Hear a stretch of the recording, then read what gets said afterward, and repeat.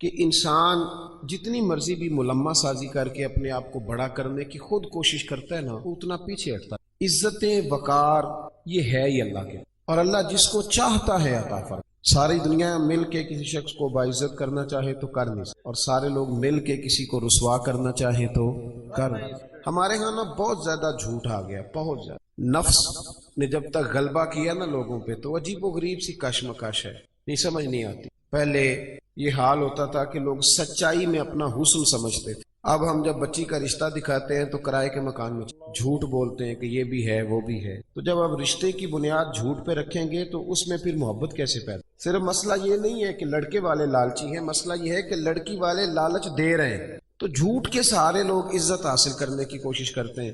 ابھی میں محفل میں آیا تھا تو ہمارے نقیب نے آپ کو یہ دعوت دی بھائی نے کہ آپ اٹھ کے استقبال کریں۔ میری یہ رائے ہوتی ہے، میری یہ رائے ہے کہ اٹھ جانا ہی تو خالی ادب کا نام نہیں نا، جو دل سے ادب کرتا ہے وہ نہ بھی اٹھے تو پھر بھی ادب والا ہی ہے۔ مطلب آپ دیکھیں نا، آپ روڈ پہ اگر وزیر چڑھ جائے تو پھر بھی غریب کو رستہ نہیں ملتا، تو اگر کوئی پیر چڑھ جائے تو پھر بھی رستہ کوئی نہیں۔ 50 گاڑیاں آگے لگی ہوئی ہیں، بڑی مشکل حالت ہے، پیچھے ہٹ جاؤ، بندوقوں والے فلانے، یہ معیار نہیں۔ آپ اگر سمجھیں کہ یہ معیار ہے، اس سے کچھ دیکھیں نا، آپ تو لوگ سمجھتے ہیں جس کی تصویریں زیادہ چھپتی ہیں وہ زیادہ عزت والا، کوئی معیار ہے؟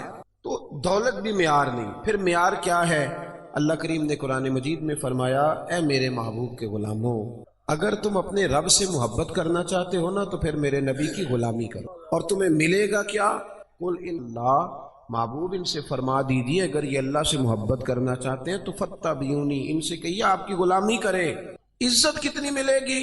یحببکم اللہ، اللہ خود ان سے محبت فرما۔ اللہ کرے آپ کو سمجھ آئے میری بات، لفظوں پہ غور فرمایا کریں۔ قرآن مجید کی آیت ہے یحببکم اللہ، اللہ خود ان سے محبت کرے گا۔ جس سے وزیر اعظم محبت کرے اس کا کیا حال ہوتا ہے؟ ایم این اے اور ایم پی اے صاحب محبت کریں تو وہ آدمی تو بیچارہ سیدھا کھڑا بھی نہیں ہو سکتا، اتنا بھاگتا دوڑتا ہے۔ تو میں نہیں پتا کہ ہماری پارٹی کی حکومت ہے، تو بتلاؤ نا میرے بھائی، جس سے اللہ محبت کرے۔ اپنا معیار یہ سمجھ لیں کہ سچ میں معیار ہے۔ وہ ہمارے ہاں نا لوگ یہ سمجھنے لگے ہیں کہ اچھے اخلاق والا وہ ہوتا ہے جو میٹھا بولتا ہے، تو میں کہتا ہوں میٹھا تو لوگ مطلب کے لیے بھی میٹھا فقط اخلاق میٹھا بولنے کا نام تو نہیں نا میرے بھائی۔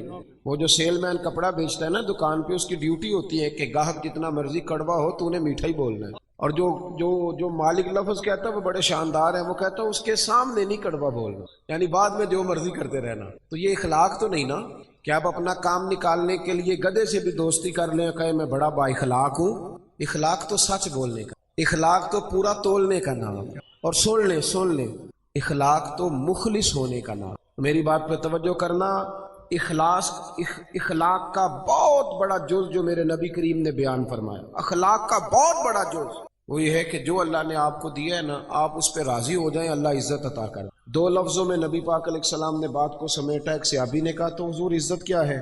فرمایا جو رب نے تجھے دیا اس پہ راضی ہو جا تو عزت دار ہو جائے۔ عرض کی حضور ذلت کیا ہے؟ فرمایا لالچ نہ کرنا ورنہ ذلیل ہو جائے۔ یہاں اس قدر زیادہ لالچ ہے، اس قدر زیادہ لالچ کہ دین جو خالص جو دین اللہ رسول کو راضی کرنے کا نام تھا، آخرت کی فکر کرنے کا نام تھا، وہاں بھی دیہڑیاں لگتی، وہاں بھی معیار بن گیا ہے۔ میں کہا کرتا ہوں کہ اور بڑے کام تھے، دھوکہ دے کے بندہ اور کسی طریقے سے کمائی کر لیتا کہ اللہ رسول کا نام ہی رہ گیا تھا کمائی کر، اسی نام پہ اب کمائی کرنی تھی، اب یہی کام باقی رہ گیا۔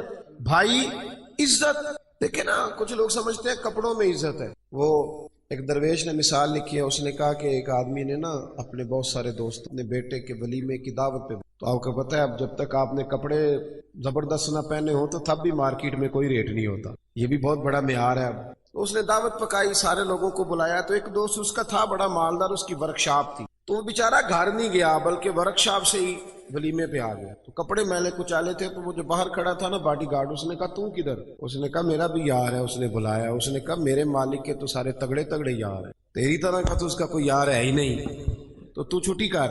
اس نے کہا نہیں میرے پاس دعوت آئی تھی، یہ تو بس میں ورک شاپ سے آ گیا ہوں، گھر نہیں گیا۔ اس نے کہا نہیں میاں یہ کوئی معیار نہیں، تیری حالت ہی کوئی نہیں۔ آپ کو پتا ہے نا آج کل بندے کی قدر نہیں، اس کی جیب کی قدر ہے۔ محفل میلاد میں بھی آپ 1.5 لاکھ روپے آپ کو سٹیج پہ بٹھایا جائے گا، ہاں جس کے ہاتھوں میں نوٹوں کی دتی ہوتی ہے، سارے نعت خانوں کو اس کا نام یاد ہوتا ہے، اس کی نظر شیر بھی کیے جاتے ہیں۔ جس کے پاس پیسے نہیں ہوتے وہ تو بیچارہ پیچھے چھپ کے بیٹھا ہوتا ہے۔ اچھا اس کو تو عاشق رسول بھی کوئی نہیں مانتا، اب تو عشق بھی نوٹوں پہ بکنے لگا ہے۔ کہ جتنے پیسے اونچے اچھالے گا اتنا بڑا عشق رسول ہوگا. کیا تماشا عجیب بنا لیا لوگوں. سنیں جی، اللہ آپ کو جزا، اللہ آپ کو سنیں میری بات. تو وہ بندہ نا بیچارہ فیکٹری سے سیدھا ورک شاپ سے ہی آ گیا. اس نے کو نہ داخل ہونے دیا کہ بھاگ جا، میرے جو مالک ہیں ان کے تو مالدار لوگ دوست ہیں، تو کدھر سے آ گیا. اس کو بڑا غصہ چڑھا. وہ گھر گیا، کاٹن کا سوٹ پہنا، اچکن شچکن پہنی، اچھی طرح تیاری کر کے آیا. تو اس نے گھسنے دیا. اس نے کہا نہیں اب ٹھیک ہے، آپ کا حق بنتا ہے. وہ جب اندر گیا تو اس نے ڈونگا منگایا سالن کا اور اپنے کپڑے سالن میں ڈبونے شروع. کبھی ویس کو ڈبوتا، کبھی کرتا ڈبوتا، کبھی بازو ڈبو. اس نے کہا یہ کیا کر رہے ہو؟ کہنے لگا میری دعوت تو نہیں، دعوت تو کپڑوں کی ہے، کیونکہ میں تو پہلے بھی آیا تھا، مجھے کسی نے گھسنے ہی نہیں دیا.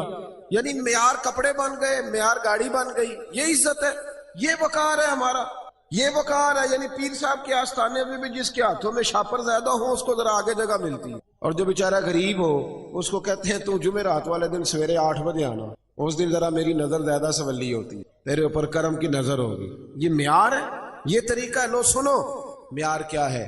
صاحب طبقات نے لکھا، صاحب اسد الغابہ نے لکھا، حضرت عمر کا زمانہ، اللہ تعالیٰ نے بہت زیادہ مال دیا مسلمانوں کو. حضرت حضور اکرم علیہ السلام کے زمانہ ظاہری میں بھی اسلام پر غربت رہی. حضرت ابوبکر صدیق کے زمانے میں بھی غربت رہی. حضرت عمر کے زمانے میں بڑا مال آیا اور لوگوں کو مال ملا. میں نے ایک مضمون لکھا تھا، کبھی شاید اس عنوان پر میری کوئی گفتگو بھی کہیں موجود ہو. میں نے کہا تھا کہ فقیری وہ نہیں ہوتی کہ بندے کے جیب میں کچھ نہ ہو تو فقیر ہوتا ہی وہ ہے جو بادشاہی میں فقیری، جو بادشاہی میں فقیری کرے نا، سارا کچھ ہو پھر بھی فقیر، وہ فقیر ہوتا ہے. حضرت عمر کے زمانے میں نا بڑا مال آیا، ظاہری اسباب بھی اللہ نے بڑے دیے، بڑے اسباب. حضرت عبد الرحمن ابن عوف رضی اللہ تعالیٰ عنہ فرماتے ہیں بحرین سے مال غنیمت آیا تو مسجد نبوی میں اتنا بڑا ڈھیر لگا کہ جو اونچے قد والے لوگ تھے وہ بھی مال کے پیچھے چھپ. بدری صحابہ کو 50 ہزار دینار ملے. کتنے جی؟ اللہ تعالیٰ فضل فرمائے. 50 ہزار دینار، سمجھے کروڑوں روپیہ ملا. حضرت عمر کو بھی ملے، لیکن حضرت عمر کے صاحبزادے فرماتے ہیں کہ مسجد سے وہ نکلے اور گھر جانے تک انہوں نے 50,000 سارے ہی غریبوں میں بانٹ. صحابہ نے مسجد میں بیٹھ گئے، میری توجہ سے بات سننا. صحابہ مسجد میں بیٹھ گئے، کہنے لگے یار اتنے ملکوں کے وزیر آتے ہیں، سفیر آتے ہیں، پر عمر فاروق کی طامت وہی پھٹی ہوئی، کرتا وہی پیوند والا، عجیب آدمی ہے. اب تو اللہ نے آسانی بھی دی ہے، کرتا ہی بدل لے. سب کہنے لگے جی کہنا چاہیے، کہنا چاہیے، یہ تجویز آپ کی ٹھیک ہے. بالکل کہیں گے، میں بھی کہوں گا، آپ بھی کہیں گے. جب طے ہو گیا نا عمر کو کہنا ہے تو حضرت ابو دردہ بولے، کہنے لگے یہ تو ٹھیک ہے عمر کو کہنا ہے کرتا لے لو، پر یہ بتاؤ کہ اس شیر سے بات کس نے کرنی ہے؟ اس شیر سے. اب تو لوگوں کی جیبیں الگ الگ ہے نا، 1000 والی جیب الگ ہے، 5000 والی الگ ہے. اب تو یہ معاملہ ہی ختم ہے نا کہ پیسے دینے ہیں کہ نہیں دینے. تو کہا کس نے کہنا حضرت عمر سے؟ تو صحابہ کہنے لگے کہ ایک بندہ ہمارے پاس ہے جو حضرت عمر سے بات کر سکتا. کہا وہ کون؟ کہنے لگے مولا علی شیر خدا، حضرت علی. اور ان لوگوں کا آپس میں بڑا پیار تھا. اشداء علی الکفار رحماء بینہم، کافروں پہ سخت تھے، آپس میں تو بڑے ہی رحم دل تھے، پیار تھا. اور جب قرآن کہتا ہے آپس میں رحم دل تھے تو پھر ہم قرآن کی مانیں گے، کسی غیر کی نہیں مانیں گے. قرآن نے کہہ دیا آپس میں رحم دل تھے تو پھر کسی اور سے ہمیں تفصیل لینے کی کوئی ضرورت نہیں ہے. حضرت علی سے کہا تو مولا علی شیر خدا کہنے لگے بات تمہاری ٹھیک ہے، کرتا عمر کو نیا پہننا چاہیے، میں بھی اسی حق میں ہوں، پر میرا وہ سجن ہے، میں اس کی طبیعت کو جانتا ہوں، مجھے پتا ہے یہ بات میں بھی نہیں کر سکتا اس کے، کیونکہ میں جانتا ہوں. تو جناب پھر کون کرے گا؟ تو حضرت عمر کہنے لگے ایک بندہ ہے، ایک شخصیت ہے، وہ کہیں گے تو عمر مان جائیں. کہ وہ کون؟ کہ ام المومنین سیدہ عائشہ صدیقہ رضی اللہ تعالی عنہا، وہ مومنوں کی ماں ہے، ہر ایک کے لیے قابل احترام ہے. وہ کہیں گی تو عمر مان جائیں گے. جناب عمر کسی کی پرواہ نہیں کرتے. کسرا کے بادشاہ نے وقت مانگا تو فرمایا جاؤ دوڑ جاؤ، ٹائم کوئی. لیکن سیدہ عائشہ کے پاس لوگوں نے جا کے کہا کہ یہ بات ہے، عمر کو کہنا کرتا نہیں. جب جا کے کہا نا، اما جی نے کہا عمر سے بات کر لیتے ہیں، بلاؤ نا ذرا عمر کو. حضرت عمر کو پیغام گیا تو دوڑے ہوئے، پردے کے پیچھے اتحیات میں، آنکھوں میں آنسو. اما جی میں نے دیر تو نہیں کر دی؟ اما جی میں نے کوئی حکم ماننے میں دیر تو نہیں کی؟ کہا نہیں وقت پہ آ گئے ہو. اما جی کیا حکم تھا؟ جناب فاروق اعظم رضی اللہ تعالیٰ عنہ کے پوچھنے پر سیدہ فرمانے لگی اب تو کئی ملکوں کے وزیر سفیر آتے اور اللہ نے آسانی بھی دے دی ہے، تو عمر کرتا بدل ہی لے، سب لوگوں کی خواہش ہے. جب سیدہ نے کہا تو فرماتی ہے میں نے پوری بات عمر کو سمجھائی، پر قربان جاؤں فاروق اعظم رضی اللہ تعالیٰ سنتے رہے. جب میں خاموش ہوئی تو کہا اما جی مجھے بھی اجازت ہے کہ جملہ کہنے کی. کہا عمر اجازت ہے. تو جناب عمر رو پڑے، کہنے لگے میرے لیے ضروری ہے آپ کی بات ماننا، آپ جیسے کہیں گی میں مان لوں گا، پر مجھے اسی طرح کے کرتے پہنائیے گا جس طرح کے میں رسول پاک کے دور میں پہنا کرتا، اور میں انہی طریقوں پہ چلنا چاہتا ہوں جن پہ ابو بکر صدیق چلے۔ اما جی میں سمجھتا ہوں کہ میری عزت کرتے میں نہیں، میری عزت تو محمد عربی کی غلامی میں ہے، آپ مہربانی فرمائیں۔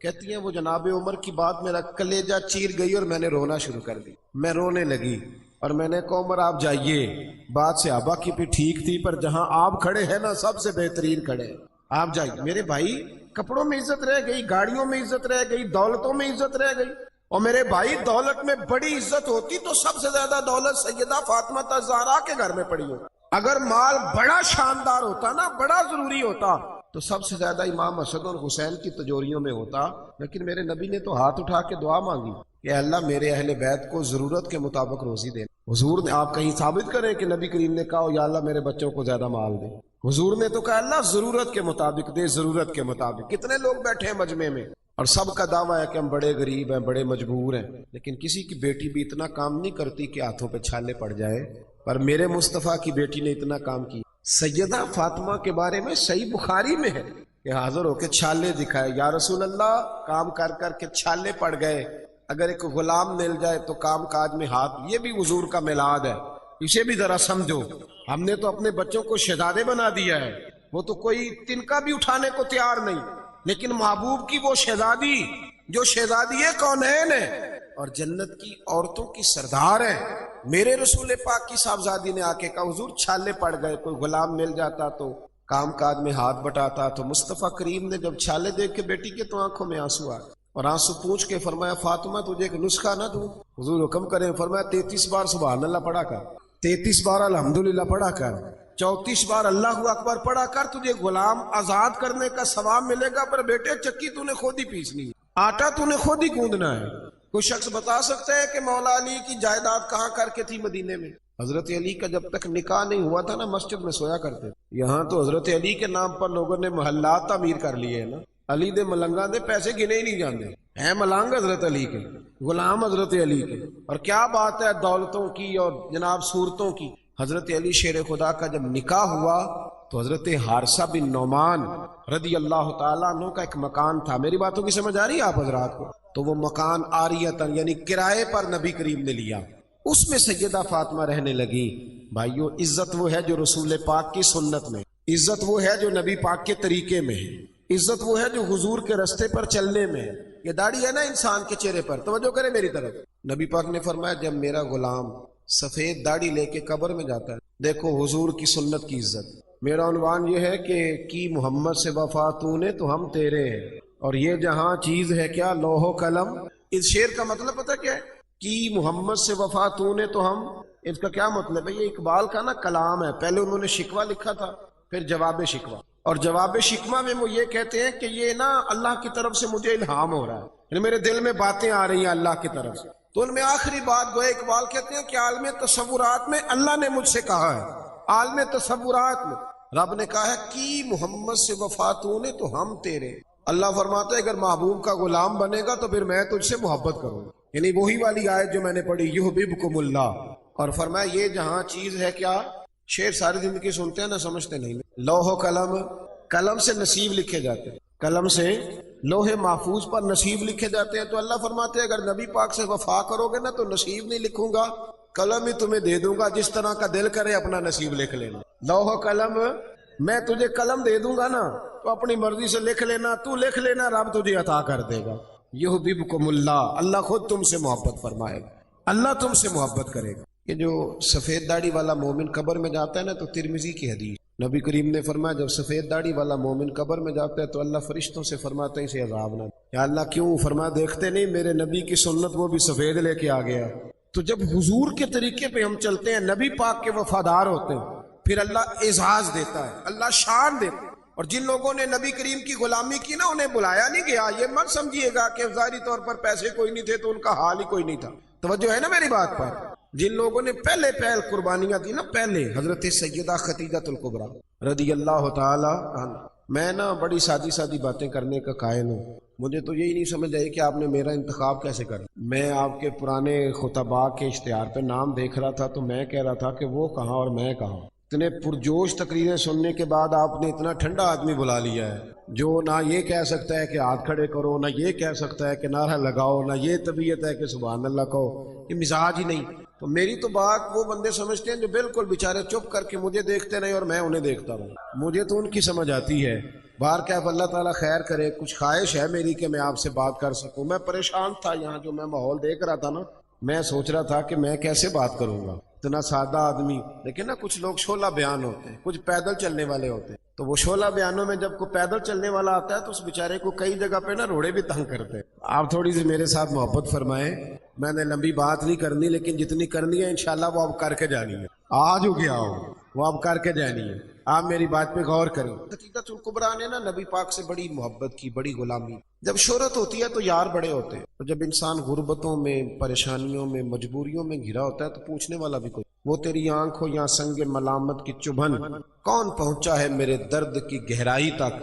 دور شہرت میں تو یاروں نے کیا یاد بہت، ساتھ آیا نہ کوئی کوچہ رسوائی تک۔ اور ایک درویش ہوئے کشمیر کے میاں محمد بخش صاحب، وہ فرمایا کرتے تھے ساری عمر ہی آٹا گد ہے، لکھاں کیتے نہیں پیڑے، تو جدوں وقت آیا ہی محمد بخشا کوئی نہیں ہو بیٹھا نیڑے۔ غریبی کے دنوں میں لوگ قریب، کوئی بندہ نہیں قریب آتا۔ حضرت ختیجہ اس وقت حضور کی بارگاہ میں آئیں جب دین پر غربت تھی، اور عام بی بی نہیں تھی، مکے کی ملکہ تھی۔ ملکہ سارا زمانہ جن کی غلامی کرتا ہے، وہ حضور کی بارگاہ میں آئیں۔ اور سنگیو دیکھو، جب وفا کا رشتہ ہوتا ہے اس کا رنگ تھوڑا الگ ہوتا ہے۔ جب آپ اس طرح وفا کرتے ہیں نا کہ سامنے والا کرے گا تو میں نے کرنی ہے، تو یہ تو لالچ ہے۔ وفا تو یہ ہے کہ تو کر نہ کر، میں نے کرنی ہے، یہ اصل وفا۔ حضرت ختیجہ آئیں حضور کی بارگاہ میں تو اتنا مال تھا، فرماتی ہیں 20 نوکرانیاں تھیں میرے گھر میں۔ اور پھر بخاری مسلم میں موجود ہے کہ ایک وقت وہ بھی آیا کہ سیدہ خدیجۃ الکبریٰ خود کھانا پکا کے نہیں، اور کچے باورچی خانے میں روٹی، اور آپ کے کرتے کو نا 10 پیبند لگے ہوئے۔ جس بی بی کے گھر میں 20 کنیز ہیں، دیکھیں نا آدمی غریب سے امیر ہو جائے تو کام چل جاتا ہے، اور امیر سے غریب ہو جائے مشکل بڑھتی۔ حضرت خدیجۃ الکبریٰ رضی اللہ تعالیٰ عنہ نے 20 نوکرانیاں دیکھی۔ پھر حال یہ ہوا کہ اماں جی کے اپنے کپڑوں پر پیبند لگا ہوا ہے، اور جناب سیدہ خدیجۃ الکبریٰ جب باورچی خانے سے کھانا لے کے حضور کی بارگاہ تک پہنچی نا، یہ پیغام میرا بیٹیوں کو، بہنوں کو دینا جا کے کہ جب بی بی خاوند کے لیے کھانا پکا کے نکلتی ہے تو رب اس بات کو پسند کتنا کرتا ہے، اس کو صرف دنیا نہ سمجھنا، اس کا درجہ کیا ہے۔ حضرت ختیجہ جب نکلی اور حضور کی بارگاہ تک آئی تو نبی کریم نے فرمایا ختیجہ تیرے آنے سے پہلے جبریل آ گئے، اور وہ آ کے عرض کر رہے یا رسول اللہ، رب فرماتا ہے ختیجہ کھانا لے کے آ رہی ہے، اور جب وہ کھانا لے کے آ جائے نا تو ختیجہ کو اس کے رب کا سلام دے دیجیے۔ اتنا حضرت ختیجہ نے وصال فرمایا، اور دکھوں کا ماحول تھا جب وہ دنیا سے گئی۔ حضرت عائشہ صدیقہ کہتی ہیں جس کو میں نے نبی کریم کو ہر روز یاد کرتے دیکھا نا، وہ سیدہ ختیجہ، ہر وقت حضور یاد کر، اٹھتے بیٹھتے ذکر کر۔ ایک دن اللہ کے محبوب گھر میں گوشت لائے، یہ لفظ امام یوسف صالحی نے لکھے، حضور گھر میں گوشت لائے، سیدہ عائشہ کو دیا، فرمایا عائشہ یہ گوشت پکاؤ۔ جناب عائشہ کہتے ہیں گوشت صاف کرنے لگی تو حضور نے فرمایا شوربہ ذرا زیادہ کرنا۔ میں نے کہا حضور کیوں، مہمانوں نے آنا ہے؟ تو حضور فرمانے لگے نہیں، مجھے پتا چلا ہے مدینے میں ختیجہ کی کچھ سہیلیاں آئی ہیں، ان کو بھی تھوڑا گوشت بھیجنا ہے، تو ذرا زیادہ شوربہ کرنا۔ جناب عائشہ صدیقہ کہتے ہیں ہمیشہ حضور سے، تو آج میں نے کہا ایک بات کر نہ دوں؟ کہتی ہے نظر میری نیچے تھی، میں نے کہا حضور اللہ نے آپ کو جوان اور خوبصورت بیویاں دی ہیں، وہ تو عمر میں 15 سال بڑی تھی، اور حضور رنگ بھی اتنا گورا نہیں، تو جوان اور خوبصورت بیویاں ملی ہیں، پر آپ تو سیدہ ختیجہ کا ذکر ہر وقت کرتے رہے، ہر وقت۔ جناب عائشہ کہتی ہیں میں نے جملہ کہا تو حضور خاموش، اب میں ڈری، میں نظر نہیں اٹھاتی کہ خدا خیر کرے۔ کہتی ہیں اچانک میری نظر اٹھی تو میں نے دیکھا مصطفیٰ کریم کی آنکھوں میں آنسو اور جلال۔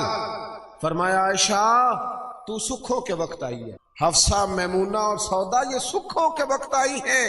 اور فرمایا عائشہ ختیجہ تو میرے دکھوں کی ساتھی، اس نے تو میرے ساتھ غربتیں بتائی تھی، لوگ مجھے روڑے مارتے تھے، پریشان کرتے تھے، میں لوگوں کا ستایا ہوا جب گھر آتا تھا نا تو اس پاک باز اور وفادار کے ایک ہاتھ میں دودھ کا پیالہ ہوتا تھا، ایک ہاتھ میں کھجوریں ہوتی تھی، کھجور کھلا کے دودھ پلا کے کہتی تھی محبوبہ غم نہ کرنا، اللہ بڑی عزتیں عطا فرمائے، یعنی کہ محمد سے وفا تو نے تو ہم تیرے ہیں، یہ جہاں چیز ہے کیا لوح و قلم۔ میرے بھائی یاد رکھیں دین نا ہمیشہ، یہ ہمارے بعض لوگ نا پریشان ہو جاتے ہیں، اور کئی دفعہ جب میں کسی کو دیکھتا ہوں نا، میں ایک دارالعلوم کے سالانہ جلسے میں گیا تھا، میرے ایک سنگی ہیں تو بڑے عجیب شکوے کر رہے تھے، لوگ عزت نہیں کرتے، تو میں نے کہا کوئی فرض ہے لوگ تیری عزت؟ لوگ علماء کی عزت نہیں کرتے. میں نے کہا میرے خیال میں تو بہت ہی زیادہ کرتے. اور اگر کوئی نہیں بھی کرتا کسی وجہ سے تو وہ منت تھوڑی کرنی ہے کہ ہماری عزت کرو. عزت نہ مانگ کے لی جاتی ہے نہ چھین کے لی جاتی ہے. اور کچھ ضروری ہے قوم عزت کرے؟ عالم کی یہ عزت کم ہے کہ نبی کریم علیہ السلام نے فرمایا جب مومن طالب علم گھر سے پڑھنے کے لیے نکلتا ہے نا، ابھی نکلا ہے، پڑھا نہیں، مدرسے نہیں گیا، ابھی گھر سے نکلتا ہے، اللہ کے معصوم فرشتے اس کے پیروں کے نیچے اپنے پر بچھا دیں. لیکن پروں کو دیکھ کے اتنے راضی نہیں نہ ہوتے. راضی تبھی ہوتے ہیں جب گلے میں نوٹوں کا ہار پڑے. یہ کوئی ضروری ہے کہ اسی چکر میں پڑے رہنا؟ آپ اس طرح بھی تو توجہ کریں نا، تھوڑا نیچے بھی جھکے. بھائی معیار دین جو ہے نا، دین جھوٹ موٹ کا بھی کوئی دین پہ عمل کرنے لگ جائے تو اس کی بھی موجیں لگ جائے. اللہ کرے آپ کو سمجھ آئے. یہ جھوٹ موٹ کے جو لوگ ہیں وہ بھی پجاروں میں نہیں گھومتے. یہ جو اللہ خیر کرے عاشق رسول نعت خواہ میں ملے ہوئے ہیں، جو عشاء پڑھ کے آتے ہیں اور فجر سے پہلے پہلے واپس چلے جاتے ہیں. کوئی پتہ نہیں کیا ماحول ہے. ساری زندگی ہو گئی حضور سے عشق کرتے پر داڑھی نصیب نہیں ہوئی. یعنی کس قسم کا عشق ہے؟ جو عشق تو ہے اور سنت نہیں رسول اللہ کی. یہ ساری زندگی بیت گئی اور نصیب نہیں ہوئی. اب تو خیر پیر بھی بہت سارے مارکیٹ میں آ گئے. مولوی صاحب کی تھوڑی سی چھوٹی ہو تو ان کے پیچھے نماز نہیں ہوتی، تو پیر کی چھوٹی ہو تو بیعت ہو جاتی ہے. لیکن ہمارا معیار ہے نا جی، مولوی صاحب کی مسجد سے چھٹی ہو جاتی ہے، پیر صاحب کو کون نکال سکتا ہے گدی نشین؟ ضرورت ہے کسی کی؟ اب تو پیروں کے بچوں کو لوگ شہزادے کہنے لگے ہیں. تو میں نے کہا اس کے ابے کو بادشاہ کہا کرے پھر، کیونکہ شہزادے تو بادشاہوں کے ہوتے ہیں. عجیب معیار بن گیا نا، اس کو بدلیں. فقیری اور چیز کا نام، فقیری تو رسول اللہ کی غلامی کا نام ہے. اورنگزیب عالمگیر کے بارے میں اعلیٰ حضرت فاضل بریلوی رحمۃ اللہ نے لکھا ہے کہ اورنگزیب عالمگیر ایک دن بیٹھے تھے تو ایک بہروپی آ گیا. آ کے کہنے لگا بادشاہ میں روپ بدل کے دکھاؤں گا، اگر آپ مجھے نہ پہچان سکے تو میں آپ سے انعام لوں. اورنگزیب کہنے لگے کہ میں کوئی ایسے ویسے ہی حکمران ہوں. ہمارے پاکستان کے حکمران تو کہتے ہیں مجھے تو سویرے پتہ چلا ہے کہ ملک میں کیا ہو. سویرے آنکھ کھلی ہے تو پتہ چلا ہے. نہ ادھر ادھر کی تو بات کر، یہ بتا کہ قافلہ کیوں لٹا. مجھے راہزنوں سے غرض نہیں، تیری راہبری کا سوال ہے. کہتا جی مجھے سویرے پتہ چلا ہے. تو اتنا نابینا تھا تو تجھے آنے کی کیا ضرورت؟ ہوش کرنا بھائی، اب تو حکمران ہے، تو خیال کر، معیار کو سمجھ. اورنگزیب سے بہروپیہ کہنے لگا روپ بدل کے دکھاؤں گا، اگر آپ نہ پہچان سکے تو انعام لوں گا. تو بادشاہ کہنے لگا تو زور لگا لے جتنا ہے، ایسا کوئی بہروپیہ ہے ہی نہیں جو مجھے دھوکہ دے سکے. ملا جیون کے شاگرد تھے نا اورنگزیب عالمگیر، صاحب تفسیرات احمدیہ کے. تو بادشاہ نے نا ایک دن کوئی ٹیچر بھرتی کرنے تھے تو وہ بھی آ گیا بڑی ساری ٹوپی پہن کے، جس طرح جناح کیپ نہیں ہوتی آج کل، تو بڑی ساری ٹوپی پہن کے نا تو وہ بھی پہنچ گیا. ہاتھ میں چھڑی پکڑی ہے اور ویسٹ کو ٹچکن بڑا اچھا تیار ہو کے آیا. بادشاہ سب ٹیچروں کے لیے کر رہے تھے. جب اس کی باری آئی نا تو بادشاہ نے 10 روپے دیے. کہنے لگا یہ تیرا آنے جانے کا کرایہ ہے، میں نے تجھے پہچان لیا ہے، چل دوڑ جا. اس نے کہا بھی تو واقعی بڑا سیاح. کچھ دنوں کے بعد نا بادشاہ نے کہا کہ میں نے سپاہی بھرتی کرنے، تو یہ بھی آ گیا. کو 2-3 مہینے کے بعد مونچھیں ذرا بڑی کر لی اور بال تھوڑے بڑھا لیے، سمجھ لے کو اینک وینک لگا لی، روح بدل کے آیا. بادشاہ کے سامنے بہت سارے لوگ کھڑے ہوئے. جب اس کی باری آئی تو بادشاہ نے 10 روپے کہا میاں جا کوئی اور چکر چلا. بادشاہ جب سفر پہ جایا کرتے تو فقیر آیا کرتے تھے مانگنے والے. 2-4 مہینے کے بعد بادشاہ نکلا سیر کے لیے جانا تھا تو فقیر آ گئے. اس نے بھی نا منہ پہ سیاہی مال لی، کپڑے پھاڑ لیے، ہاتھوں میں کاسا لے لیا. بادشاہ نے باقیوں کو 5-5 دیے، اس کی باری آئی تو 10 دیے. کہا میاں یہ تیرا کرایہ آنے جانے، میں نے تجھے پہچان لی. اعلیٰ حضرت رحمۃ اللہ لکھا ہے اس کو. 2 سال بیت گئے بہروپیے کو روپ بدل، لیکن جب بھی وہ روپ بدل کے آتا بادشاہ پہچان لیتا. ایک دن بادشاہ جہاد کے لیے جا رہا ہندوؤں کے ساتھ، ریاست سے ہزاروں کا لشکر اس کے ساتھ فوج کا. گرمی بڑی سخت تھی. بادشاہ ایک گلی سے گزر رہا تھا، ایک روڈ سے گزر رہا تھا. اس نے دیکھا کہ ایک بہت پہاڑی ہے، اوپر لوگ چڑھ بھی رہے ہیں اتر بھی رہے. اس کے دل میں خیال آیا کہ ادھر کیا ہے. ایک آدمی سے پوچھا یہاں کیا ہے. اس نے کہا جی وہاں نا اوپر ایک درویش بابا بیٹھا ہے، لوگ اس سے دم کراتے ہیں، دعا کراتے ہیں، اللہ اللہ کراتے ہیں، نیک آدمی ہے. تو پرانے سارے لوگ اللہ والوں کو ماننے والے ہوتے. بادشاہ کہنے لگا میں بھی اچھے کام جا رہا ہوں، چلو میں بھی دعا کرا. اب بادشاہ لوگ نازک مزاج ہوتے ہیں، آپ کو پتہ ہے. بڑی مشکل سے پہاڑی پہ چڑھا، اوپر گیا تو لائن لگی ہوئی تھی. کہا میں اورنگزیب. اس نے کہا جی ہمارا بابا امیر غریب کا فرق نہیں کرتا، ملنا ہے تو لائن میں. اورنگزیب لائن میں لگ گیا. 50 آدمی تھے، تھک گیا، دھوپ بڑی سخت تھی. نمبر آیا، اتحیات کی حالت میں بابا جی کے پاس بیٹھا، ہاتھ چومے. کہا حضور میں جہاد کے لیے جا رہا ہوں. بابا جی نے دعا کی، اچھا جبہ پہنا ہے، داڑھی رکھی، پگڑی باندھی، دعا کی، نصیحتیں فرمائی. اور پھر فرمایا آخر پہ کہ اگر تو جیت گیا تو تکبر نہ کرنا، ہار گیا تو مایوس نہ ہونا. یہ نصیحت کی. اورنگزیب کہتے ہیں کہ میں نے چند سکے نہ بطور نذرانہ کے بابا جی کے مسلح کے نیچے رکھے، اور جب میں الٹے قدم اترنے لگا تو بابا جی رومال جھاڑ کے کھڑے ہو گئے. کہنے لگے آج نہیں پہچانا. کوئی نہیں سمجھ آئی آپ؟ کہنے لگے آج نہیں پہچانا، آج تو نہیں نہ پہچانا، رکھ میرا انعام بنتا ہے، رکھ ادھر. بادشاہ کہنے لگا اللہ تیرا بھلا کرے، تو نے تو تھکا دیا، کہاں چڑھا ہوں کہاں رکا ہوں، پسینہ پیروں تک آ گیا ہے، پر چلو بات بن گئی، تو نے بھائی کمال کر دیا، اورنگزیب کو دھوکہ دیا۔ بہرحال بتا کیا چاہیے؟ بادشاہ نہ سب سے قیمتی ہیرے اپنے تاج میں لگایا کر، سب سے قیمتی ہیرے۔ کہنے لگا وہ جو تیرے سر پہ تاج ہے نا، اس کے جو ہیرے ہیں وہ چاہیے، 2 سال ہو گئے محنت کر، قیمتی۔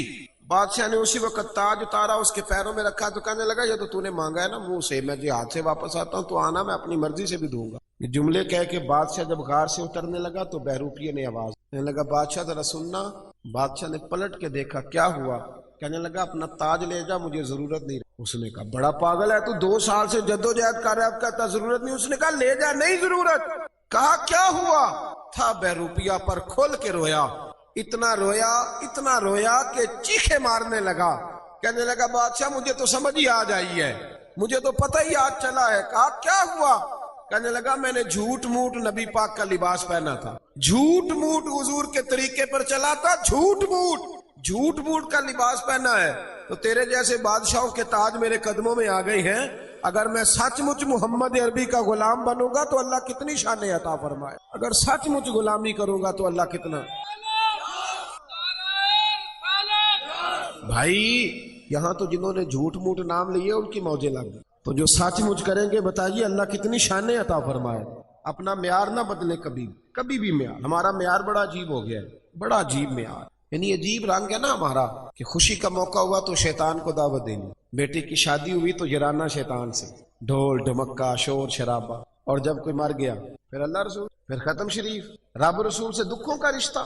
جب تجھے شوق آئے اور تیرے اوپر نعمت ہو تو پھر تو غیروں کو دعوت دے، یا تو کرنا جرت، پھر کول والے دن بھی بینڈ باجا بجا تیرا پتہ چلے، پھر ایک طرح کا معیار کر، دنیا دکھنا میں نے دنیا رکھنی ہے جی، میرے لوگ کیا کہیں گے، تو لوگ تو کسی کو اچھا کہتے ہی نہیں، پھر کیا تو ساری دنیا داری کر کے ٹھیک ہو گیا ہے؟ صحابہ نے کوئی معیار نہیں بنایا، انہیں پتا تھا کہ مصطفیٰ سے وفا کریں گے تو بچیں گے، رسول اللہ کی غلامی کریں گے تو اس غلامی۔ حضرت سلمان فارسی آپ جانتے ہیں کہ انہوں نے پہلے بہت بڑے رئیس کے بیٹے تھے، پھر حضور کی تلاش میں نکلے تو کہاں رکے، کہاں گزرے، کہاں پہنچے، غلام بن کے مکے اور مدینے میں وقت گزارا، یہودی کے باغ میں مزدوری بھی کی، اور پھر اللہ نے ایسا انعام دیا کہ حضرت عمر کے زمانے میں ایک صوبے کے گورنر بھی بنا دیے گئے۔ حضرت سلمان فارسی رضی اللہ تعالیٰ عنہ جب گورنر تھے تو کئی ملکوں کے وزیر سفیر آپ سے ملنے آئے۔ یہاں تو میں نے عجیب رنگ دیکھا ہے، ہمارا نعت خاں بھی ولیمے والے دن وہ کنگھی کر لیتا ہے الٹی سی، اب اس کا عشق بھی محفل پہ رہتا ہے علم۔ اور میں نے دیکھا ہے کہ جب دنیا داروں کی محفل ہوتی ہے تو بہت سارے دیندانوں کے رنگ بھی بدلے ہوئے ہو، یعنی ٹوپیاں، امامیں، دستاریں، یہ ساری چیزیں صرف نا اب اس طرح ہے جس طرح کوئی لباس پہن لو تو آ جاؤ، بعد میں چھٹی۔ یہ تو معیار مسلمان کا نہیں نا، رسول اللہ کا غلام تو ہر جگہ رسول اللہ کا غلام ہی ہوتا ہے، یہ تو نہیں نا کہ یہاں وہ نبی پاک کا غلام ہے اور جب شادی میں جائے گا تو پھر کس کا ہے دی؟ یہ تو دو رنگی چھوڑ کے یک رنگ ہو جا، سراسر موم ہو جا یا سنگ ہو جا۔ حضرت سلمان فارسی بیٹھے تھے، آپ کو پتا ہے جب نیا نیا لوگوں کے پاس پیسے آتا ہے نا تو پھر ان کے حالات بدل جاتے ہیں، پھر بچے بھی کہتے ہیں ابا جی اب دور بدل گئے، اب دور میں ایک شادی میں جا رہا تھا تو میرے آگے آگے باپ بیٹا چل رہے، تو بچہ اپنے ابا جی سے کہتا ہے ابا جی اتھے ان جا کے نا تو میٹھے چولاں تے سالن پا کے نہ کھایا جی۔ میرا پیار تھا اس بچے سے تو میں نے اس کو روکا، میں نے کہا بیٹے اصل میں نا تیرے ابے نے سیانا ہونا تھا، پر تو ذرا دیر سے، ذرا ابا جی سے پہلے آ جاتا تو تیرا ابا سیانا ہو جاتا، اب تو آیا دیر سے، تو اب بھی اس کو سمجھا، تو کہنے لگا جی آپ تو ناراض ہو گئے تو خیال کرو۔ والد کے ساتھ بھی کوئی اس طرح بات کرتا ہے، والد کو بھی کوئی اس طرح کے ساتھ لفظوں کے ساتھ یاد کرتا ہے کہ آپ سیانے ہی نہیں، یعنی ماں باپ کو بھی یہ کہا جا سکتا ہے۔ جو وقت کا محدث ہوتا ہے نا، محدث، اور جو امام وقت ہوتا ہے اس کی ماں ان پڑھ بھی ہو تو محدث کی جنت بھی ماں کے قدموں کے نیچے، یہ کوئی معیار نہیں۔ اور اپنے وقت کا بہت بڑا مفسر قرآن ہو تو میرے نبی کریم نے فرمایا اللہ اسی کا راضی ہوگا جس کا ابا راضی ہو، باپ چاہے ان پڑھ ہو، صرف مومن مسلمان ہونا شرط، تو معیار نہ بدلے۔ حضرت سلمان فارسی بیٹھے تھے، کھانا لگا ہوا تھا دسترخوان پہ، حضور علیہ السلام نے فرمایا ہے کہ تم دسترخوان پہ روٹی کھاؤ تو لقمہ دسترخوان پہ گر جائے تو اٹھا کے کھا لو، اللہ تمہاری بخشش فرمائے۔ اب کئی وزیر سفیر آئے ہوئے تھے، اب تو دسترخوان رہے نہیں، آپ کو پتہ ہے اب تو ڈائننگ ٹیبل ہے اور اب تو معیار بالکل بدل گیا، تو دسترخوان پر بیٹھے تھے سب لوگ، ایک لقمہ حضرت سلمان فارسی کے ہاتھ سے دسترخوان پر گر گیا، آپ نے پہلے وہ لقمہ اٹھایا، پھر دسترخوان پہ انگلی پھیر کے نا اس کو چاٹنے لگے، تو قریب ایک صحابی کان میں، یہ لوگ کیا کہیں، ان کو جا لینے دیں، اس کے بعد کر لیجئے گا. ان کو نہیں پتا ابھی ہمارے معیار کا. کان میں بات کی تھی، چاہیے تھا حضرت سلمان فارسی بھی کان میں جواب دیتے، پر وہ تو جذباتی ہو گئے. فرمانے لگے کیا کہا تم نے، یہ لوگ کیا کہیں گے؟ فرمایا ان 4 دنیا داروں کے لیے میں اپنے نبی کا طریقہ چھوڑ دوں، ان 4 دنیا داروں کے لیے رسول اللہ کا طریقہ چھوڑ دوں؟ اور پھر اتنے جذبات میں آئے کہ پگڑی اتر گئی، اپنے بال ہاتھوں سے پکڑ لی اور فرمانے لگے سن، میں تو مکے اور مدینے کے باغوں سے کھجوریں اتار کے بیچتا تھا، یہ جو میرے سر پر عزت کے بال ہیں یہ محمد عربی کے اگائے ہوئے. حضور نے مجھے عزت دی ہے اور آج میں حضور کا طریقہ چھوڑ جاؤں، نبی پاک کے طریقے سے ہٹ جاؤں؟ نہ معیار بدلے. مسلمان کی عزت صرف اور صرف میرے نبی کے قدموں میں. یہ جتنا مرضی باؤ بن جائے، اپ ٹو ڈیٹ ہو جائے، یہ سارا زمانہ گھوم کے آ جائے، اس کی عزت رسول اللہ کے. میں ملک سے باہر گیا تو آپ کو پتہ ہے ہمارے جو باہر لوگ ہیں تو وہ بڑا بڑا رنگ دکھاتے ہیں، وہ پکی سڑکیں دیکھ کے پریشان ہو جاتے ہیں کہ ان کی سڑکیں بڑی پکی ہیں. تو مجھے بھی انہوں نے بڑے بڑے ٹھنڈے ٹھنڈے شہر دکھائے، بڑا کچھ، مجھے بہت سارے وہاں کے شہر دیکھنے کا موقع میسر آیا. تو واپسی پہ جو میرے میزبان تھے مجھے کہنے لگے آپ کو ہمارا ملک کیسا لگا؟ تو میں نے کہا یہ تبصرہ کرنا کوئی ضروری ہے؟ کہنے لگے نہیں آپ واپس جا رہے ہیں تو ایک سوال ہوتا ہے تو بتا دیں کیسا لگا. تو میں نے کہا میری اصل میں مجبوری یہ ہے کہ میں انگریزوں کا یہ ملک دیکھنے سے پہلے مدینہ دیکھ چکا، اور مدینہ دیکھ کے اب میں کسی انگریز کے ملک کی تعریف کروں تو یہ ہو نہیں سکتا. یہ معیار نہیں. جنوں ویکھ کے ٹھر دیاں اکھیاں نے، جنوں ویکھ کے ٹھر دا سینہ ہے. ربا تیری ساری خدائی چ ایک ہی تے شہر مدینہ ہے. یہ کیا معیار ہوا کہ وہاں کھڑے ہو کے وہاں سمجھ کر مدینہ منورہ میں حضور کے مواضع پہ حاضری دیکھ کے باہر نکلا تو میرے شہر کے ایک بہت بڑے سیاسی آدمی تھے، مجھے مل گئے. پیر صاحب السلام علیکم. وعلیکم السلام. تو کہنے لگے آپ بڑی گھٹن والی زندگی گزار رہے ہیں، کسی بڑے آدمی کے پاس نہیں جاتے، تو آپ کو لے نہ جائیں ذرا اسلام آباد کی؟ تو میں نے کہا جی مجھے بھی آپ کی بھی کوئی سمجھ نہیں ہے. جس بندے کو سب سے بڑی بارگاہ میں کھڑے ہونے کا موقع مل جائے پھر وہ چھوٹا ہی ہے نا کہ چھوٹے چھوٹے لوگوں کے پاس جا کے منتیں کرتا پھرے. کہنے لگے کیا مطلب؟ میں نے کہا مجھے تو حضور نے اپنے مواضع اقدس پہ کھڑا کر لیا ہے، اب میں وڈیروں کے سامنے جاؤں، اب میں دنیا داروں کے سامنے جاؤں، اب میں ان کی طرف دیکھوں؟ یہ معیار نہیں مسلمان کا. خوددار بن کے جیئیں گے، اس لیے کہ ہماری عزت نہ دولت سے نہ شہرت سے، عزت تو رسول اللہ کے قدموں سے. حضرت عمر فاروق کے پوتے تھے حضرت سالم بن عبداللہ بن عمر، طواف کعبہ کر رہے تھے. مکے کا گورنر آ گیا عبد الملک بن مروان.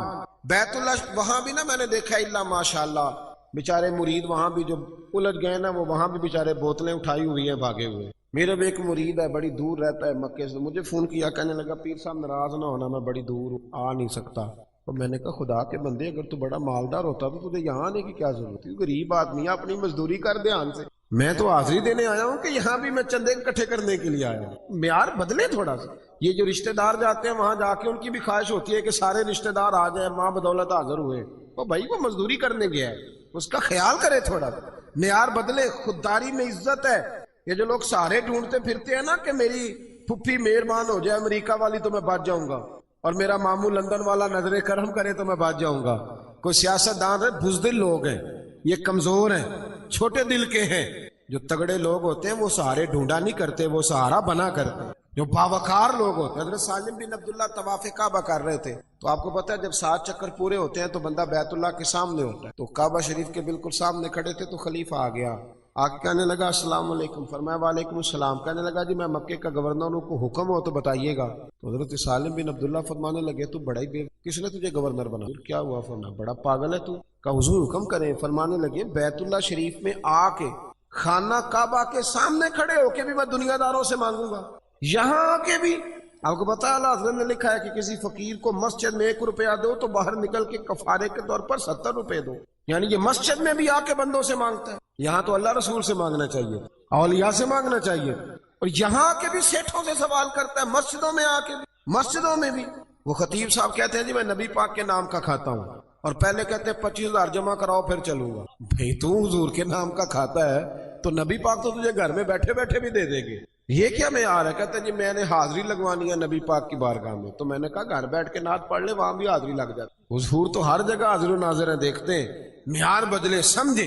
حضرت سالم ابن عبداللہ فرمانے لگے اللہ کے گھر میں آ کے بیت اللہ کے سامنے کھڑے ہو کے بھی سیٹھوں اور نوابوں سے مانگوں گا، یہاں آ کے بھی. تو وہ ڈر گیا، کہنے لگا پہلی دفعہ کسی فقیر سے پالا پڑا تھا، میرے پیروں تک پسینہ نکل گیا. یہ تو مرد ملا ہے. کہتے ہیں میں نہ وہاں سے باہر نکلا جیسے آج کل لوگ باب عبدالعزیز سے یا باب فہد سے باہر نکلتے ہیں. کہتے میں باہر نکلا تو حضرت سالم بن عبداللہ بھی باہر آئے، تو میں نے کہا حضور اب تو بیت اللہ نہیں، اب تو باہر آ گئے مسجد الحرام سے، اب بھی کوئی حکم ہو تو بتا دے۔ فرماتے ہیں مسکرانے لگے، کہنے لگے اگر تو نہیں جان چھوڑتا تو چل بتا تجھ سے دین مانگوں کہ دنیا مانگوں؟ کیا مانگوں، دین کے دنیا؟ کہنے لگا حضور میں تو دنیا دار ہوں، دنیا ہی دے سکتا ہوں، دیندار تو آپ ہیں۔ جناب سالم بن عبداللہ مسکرائے اور اس کے کندھے پر تھپکی دی، فرمانے لگے جا پھر اپنا کام کر، دنیا تو میں نے اس سے کبھی نہیں مانگی جس نے دنیا بنائی ہے، اس سے کبھی سوال دنیا کا نہیں کیا، اس سے بھی اس کے محبوب کی غلامی مانگی، جا اپنا کام کر، تجھ سے میں دنیا مانگوں گا تو مجھے دنیا دے گا، جا اپنا کام کر۔ خودداری جو ہوتی ہے نا، خودداری، وہ ایک شاعر بیٹھا تھا تو کوئی آدمی اس کے 5 روپے ہاتھ میں تھما گیا، بیچارہ کو پتہ ہے کئی شاعروں کی حالت بھی طرز کھانے والی ہوتی، لیکن بندہ بڑا قیمتی تھا، کوئی 5 روپے تھما گیا اس کے ہاتھ میں، لیکن اس نے ایک شعر کہا مجھے تو اتنا پسند آ گیا کہ کئی انقلاب برپا کر دیتے ہیں نا جملے، انقلاب برپا کر گیا۔ وہ 5 روپے کو سیٹ پکڑا گیا تو اس نے آواز ادھر آ بھائی ادھر آ، وہ بندہ واپس آیا تو اس نے کہا یہ 5 روپے کیوں دیے؟ کہنے لگے تو غریب ہے تجھے ضرورت ہوگی۔ وہ کہنے لگا ضرورت ہوگی تو میں اللہ سے مانگوں گا، اللہ کے رسول سے مانگوں گا، اپنے مرشد سے مانگوں گا، سیٹھوں نوابوں سے مانگوں، اٹھا اور شعر کہا تو قلم توڑ دیے۔ کہنے لگا یہ آرزوئے کرم اور میں آپ سے کروں، یہ آرزوئے کرم اور میں آپ سے کروں، یہ بھیک اس کو دیجئے جس کا خدا نہ ہو، یہ بھیک اس کو دیجئے جس کا خدا نہ ہو، میں تو خدا والا ہوں اور محمد مصطفیٰ والا ہوں، مجھے تو بڑا کچھ ملتا ہے، یہ لے جاؤ۔ کسی اور گردن کو جھکا دیتا ہے خیرات کا پتھر، جہاں میں مانگنے والوں کے سر کبھی اونچے نہیں ہوتے۔ پرانے بادشاہ جو ہوتے تھے نا، ان کو بڑا شوق ہوتا تھا تعریفیں کرانے کا، ان کو بڑا شوق ہوتا تھا، اور ان کو میں بس مضمون سمیٹنے کی طرف آ رہا ہوں، بات سمیٹ رہا ہوں۔ یہ بڑا شوق ہوتا تھا بادشاہوں کو تعریفیں کرانے کا، آج بھی آپ کو پتہ نا بڑا شوق ہوتا ہے۔ یہ ہمارے اسٹیجوں پہ بھی یہ حال ہوتا ہے کہ جس کی ڈیوٹی ہوتی ہے اعلان کرنے کی، وہ ایسے ایسے لقب کہہ دیتا ہے کہ وہ جس کے لیے کہہ رہا ہوتا ہے وہ بھی سوچتا ہے کہ اس کا ترجمہ جو اس نے کہہ دیا ہے یعنی اس کا معنی کیا تھا، پر ڈیوٹی لگی ہوئی ہے کہہ دیتے ہیں، یعنی لقب کے بیچ میں بندہ ڈھونڈنا مشکل ہو جاتا ہے، کیا کچھ کہہ گیا۔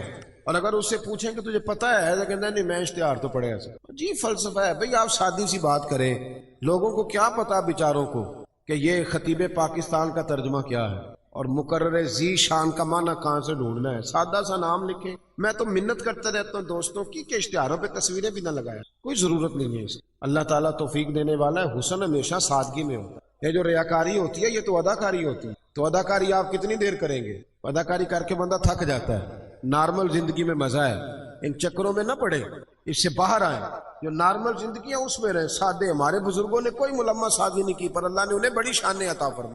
آپ سارے اکابرین کو دیکھ لیں، فرزق شاعر گزرا ہے اہل عرب کا، تو وہ بڑے زبردست قصیدے لکھتا تھا، بڑے زبردست قصیدے لکھتا تھا، تو بادشاہ اسے انعام دیتے۔ آج بھی آپ یقین کریں بڑے انعام ملتے ہیں قصیدے، جو قصیدے اچھے پڑھے اس کو وزارت اچھی ملتی، پتہ ہے نا آپ کو، جو اچھے قصیدے پڑھنے والا ہو نا، اچھے بوٹ پالش کرے وہ اچھا وزیر بنتا ہے، باقی جو قصیدے نہیں پڑھے گا پیچھے رہ جائے گا۔ تو درباری لوگوں کو ہمیشہ لوگوں نے نوازا ہے، تو بڑے قصیدے پڑھتا تھا۔ عبد الملک بن مروان کہتے ہیں میں طواف کعبہ کے لیے جب حاضر ہوا نا، تو میں طواف کر رہا تھا، تو میرے بالکل پیچھے نا حضرت امام زین العابدین، جب امام زین العابدین آئے تو لوگوں نے رستہ چھوڑ دیا، کچھ عزت خدائی ہوتی ہے، لوگوں نے رستہ چھوڑ، تو خلیفہ کو بڑا برا لگا کہ مجھے میرے لیے چھوڑا نہیں، امام کے لیے چھوڑا ہے، پر تیری نسل پاک میں ہے بچہ بچہ نور کا، تو ہے اہل نور تیرا سب گھرانہ۔ تو وہ نا فوری طور پہ فرزق سے کہنے لگا کہ یہ ان لوگوں کو میں پوچھ لوں گا، یہ انہوں نے زین العابدین کو رستہ چھوڑا، میرے لیے نہیں چھوڑا۔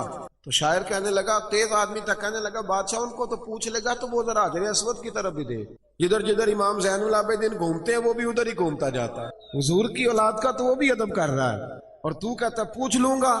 تو وہیں کھڑے کھڑے نا اس نے 100 شعر کہہ دیا امام زین العابدین، بڑا زبردست شاعر تھا نا، جو فی البدی اہل زبان لوگ ہوتے ہیں وہ کمال کر دیتے ہیں، قصیدہ کا تو 100 شعر وہیں پہ، تھوڑی کی دیر میں اس نے اتنے شعر کہہ دیے، بادشاہ کو برا لگا، اس نے بعد میں کوئی بہانہ بنایا، اپنے مخالفین پہ تو پرچے بندہ کٹوا ہی لیتا ہے نا بعد میں اقتدار میں اس نے پھر نا بہانہ بنایا، اور یہ سارے ایسے ہی کرتے رہے ہیں، جن پر آج پرچے ہیں یہ کل کسی اور پر پرچے، یہ بس ہمارے ملک میں نا سوچ ایک ہی ہے، نمبر پلیٹیں ہی بدلتی، گاڑیاں وہی پرانی ہیں، اس کی نمبر پلیٹ اتار کے اس کو لگا دو، اس کی اس کو لگا دو، باقی بیچ میں انجن وہی پرانے ہیں سارے، تو انجن پرانے سے کام نہیں چلتا، گاڑی نہیں ہو تو پھر ہی انجن نیا لگے تو گزارا ہوتا ہے۔ بہرحال یہ عنوان نہیں، ورنہ اس پر بات کرتا، بات ختم کرنا چاہ رہا ہوں۔ جب قصیدہ لکھا نا تو فارغ ہوئے نا، تو بادشاہ نے پکڑ کے گورنر نے حضرت امام زین العابدین کی شان لکھنے کے جرم میں شاعر کو نہ جیل میں، امام زین العابدین کو پتا چلا تو آپ نے 500 دینار جیل میں بھیجی اور میری وجہ سے تجھے جیل ہوئی، تو اس نے بھی پھر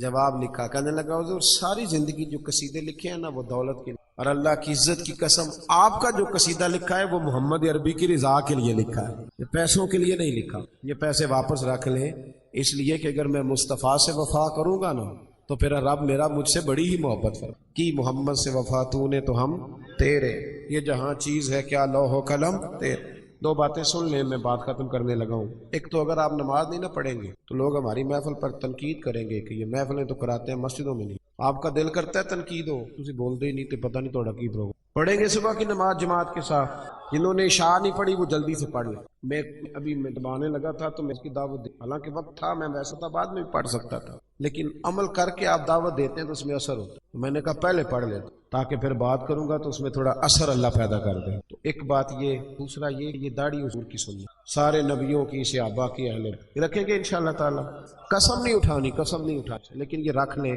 دیکھیں نا چہرہ بھی حضور والا ہی ہو تو مزیدار، حضور والا ہی ہونا۔ ایک شخص کہتا ہے جی پھر لوگ تانے بڑے دیتے، وہ داڑھی بھی رکھی تے انج بھی کرنے ہیں، تو میں کیا جے کر یار دے نام دا ملے مینا